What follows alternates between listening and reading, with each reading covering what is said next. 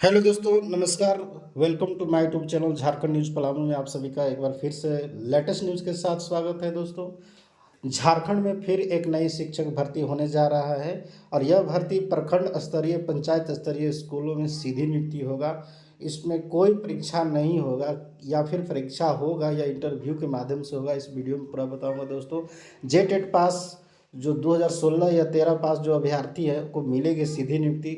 Merit list के आधार पर होगी नियुक्ति। शिक्षक भर्ती चुनाव से पहले ही हो जाएगा और इसमें जो भी डीएलएड, बीएड या बीटीसी जो ट्रेनिंग पास अभ्यर्थियों के लिए है सुनहरा अवसर। आइए जानते हैं विस्तार से आखिर इस वीडियो में क्या है। दोस्तों, उससे पहले मैं छोटी सी एक रिक्वेस्ट करना चाहूँगा। हमारे चैनल पर आप पहली बार वीडियो देख रहे हैं तो चैनल को सब्सक्राइब कर दीजिएगा और बेल आइकन घंटी को प्रेस कर लीजिएगा।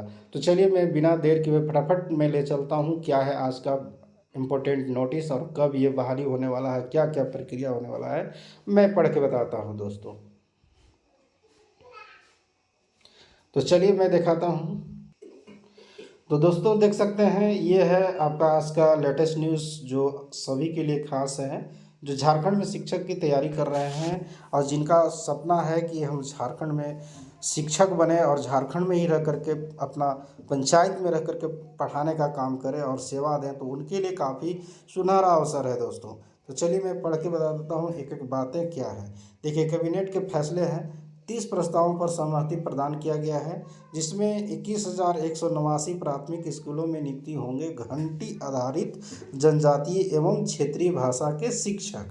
तो चलिए इसमें क्या है मैं बता देना चाहता हूँ। आगे देखते हैं क्या इसमें लिखा हुआ है, पूरा मैं पढ़ के बताता हूँ दोस्तों, तब आपको पूरा बातें समझ में आ जाएगा। वीडियो को अंत तक देखिएगा।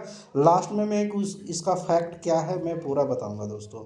तो देखिए, कैबिनेट राज्य ने चयनित प्राथमिक स्कूलों में जनजातीय एवं क्षेत्रीय भाषाओं के लिए घंटी आधारित शिक्षकों की नियुक्ति का फैसला किया है। राज्य में प्राथमिक विद्यालयों की संख्या लगभग 21,189 है। कैबिनेट के निर्णय के मुताबिक इन सभी विद्यालयों में शिक्षकों की नियुक्ति की जा सकेगी। शिक्षकों के चयन के लिए प्रखंड व जिला स्तर पर समिति का गठन होगा। यहाँ मेन पॉइंट ये देखना है कि जो शिक्षक की नियुक्ति होगा उसमें इस जिला स्तर का या फिर प्रखंड स्तर के जो भी होगा एक समिति का गठन होगा। वही समिति के माध्यम से होगा, यानी उसमें देखा जाएगा कि किसका कितना नंबर है, वही व्यक्ति का सिलेक्शन होगा। चलिए, शिक्षकों की नियुक्ति के लिए सर्वे के बाद स्कूलों का चयन किया गया जाएगा और जिस भाषा में शिक्षकों की नियुक्ति की जाएगी उस भाषा में बोलने वाले न्यूनतम 10 विद्यार्थी का हर कक्षा में होना अनिवार्य होगा। यानी अगर एक 8 तक स्कूल चल रहा है तो उसमें सभी में 10 बच्चा कम से कम भाषा के बोलने वाले सभी छात्र होना चाहिए। चलिए आगे क्या है मैं बताने वाला हूँ दोस्तों, पूरा डिटेल में बताऊँगा इसमें क्या निकल के आया है। उसके बाद देखिए, अगर किसी विद्यालय में अलग अलग जनजातीय एवं क्षेत्रीय भाषा बोलने वाले विद्यार्थियों की संख्या 10-10 हो तो उन सभी भाषाओं में शिक्षक की नियुक्ति होगी। शिक्षक नियुक्ति किए जाने वाले घंटी आधारित प्रशिक्षित शिक्षकों को प्रति घंटी 200 रुपये एवं प्रतिदिन अधिकतम वो कितना कमा सकता है तो 600 रुपये मानदेय दिया जाएगा। चलिए आगे क्या है, वहीं अप्रशिक्षित को कितना दिया जाएगा, प्रति घंटे 120 रुपया और प्रतिदिन 360 रुपया मानदेय दिया जाएगा। यानी दैट मीन्स कहा जाए तो जो बीएड किए हैं, बीटीसी किए हैं, टीचर ट्रेनिंग के लिए इसमें कोई जरूरी नहीं कि जो जेटेट पास किया है या सीटेट पास किया है उसी की केवल बहाली होगा, यानी उन लोगों के लिए भी अवसर है, लेकिन इसमें पैसा कम मिलेगा। चलिए, पंचायत सहायकों को हर माह जो है सो 2500 रुपये मिलेगा प्रोत्साहन राशि। देखिए, अब यहाँ पर ये तो अलग चीज़ है, इसका मुझे नहीं बताना है, मुझे शिक्षक वाला ही बताना है। इसमें देखिए क्या है, शिक्षकों के चयन के लिए प्रखंड जिला स्तर पर समिति का गठन होगा और सर्वे के जरिए होगा स्कूलों का चयन और जिस भाषा में शिक्षकों की नियुक्ति होगी हर कक्षा में उस भाषा से न्यूनतम 10 विद्यार्थी का होना, वो तो मैं पढ़ के बता ही दिया हूँ। चलिए आगे क्या है, घंटी आधारित प्रशिक्षित शिक्षकों को जो है सो क्या किया जाएगा मैं बताने वाला हूँ दोस्तों। क्या आ गया ये देखिए, घंटी आधारित प्रशिक्षित शिक्षकों को प्रति घंटी 200 रुपया और प्रति अधिकतम 600 तक मानदेय दिया जाएगा। मतलब जीने का एक सहारा दिया जाएगा। फिलहाल अभी आप देख सकते हैं सहायक आचार्य प्रतियोगिता जो परीक्षा होनी है उस पर कोई विचार नहीं किया जा रहा है। 50% हुआ राज्य सरकार के कर्मियों का डीएड, ये तो खैर अलग न्यूज़ है।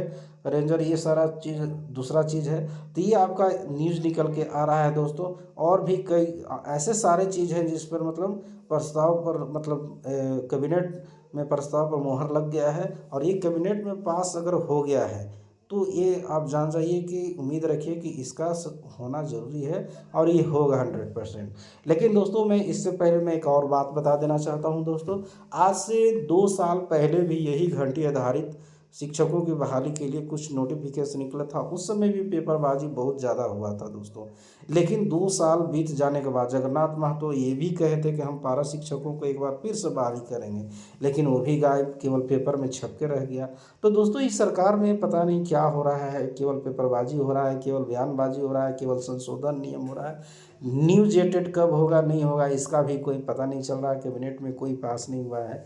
तो फिलहाल केवल न्यूज़ पढ़िए और इंटरेस्ट लेते रहिए, और केवल इस बात को आप मान लीजिए कि इस सरकार में बहुत ज़्यादा पेपरबाजी हुआ है, बहुत ज़्यादा बहाली के बारे में भाषणबाजी हुआ है, लेकिन इस सरकार में होता कुछ नहीं है, क्लियर मैं कह दे रहा हूँ। और ये भी आप देख लीजिएगा, इसका भी कुछ नहीं होने वाला है। हालांकि एक प्लस पॉइंट ये बनता है कि ये कैबिनेट में पास हो चुका है, तो कैबिनेट में पास हो चुका है तो इसका 50% उम्मीद रखिए कि मे भी हो सकता है, लेकिन मे भी हो ही सकता है। बस यही जान लीजिए, होना होगा तो ठीक है, सभी के लिए एक तरह से कुछ जीने का जरिया मिल जाएगा, इससे तो कुछ होना नहीं है। लेकिन चलिए ये था आज का न्यूज़, और कम से कम इसका भी बहाली करे सरकार, कम से कम स्कूलों में जो शिक्षकों की कमी है उसका कुछ तो पूरा होगा, कम से कम लोगों का रोज़गार तो मिल जाएगा। कम से कम जो ऐसे ही पढ़ लिख करके बेरोज़गारी कर रहे हैं, तो बेगरिया वाला काम मतलब सरकार अगर इसको भी दे देता तो चलिए कुछ कुछ राहत मिलता।